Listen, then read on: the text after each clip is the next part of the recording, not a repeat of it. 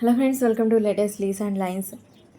New white Dairy Milk chocolate pastel sketch వాసిన new white Dairy Milk చాక్లెట్ను sketch కోసం తీసుకున్న కావాల్సిన colours violet, brown shades, green pastels తీసుకుని ఇక స్కెచ్ వేయడం స్టార్ట్ చేసా. మనం ఏదైనా స్కెచ్ వేసినప్పుడు అది ఎలా ఉంది, ఏ కలర్స్లో ఉంది, నేమ్స్, డీటెయిల్స్ అన్నీ చదివి ఎలా రాయొచ్చు, లేదా ఫస్ట్ రాస్తూ వేయాలా లేక బ్యాక్గ్రౌండ్ని డ్రా చేస్తూ నేమ్స్ రాయాలా అని చూసుకుంటూ స్కెచ్ని స్టార్ట్ చేయాలి.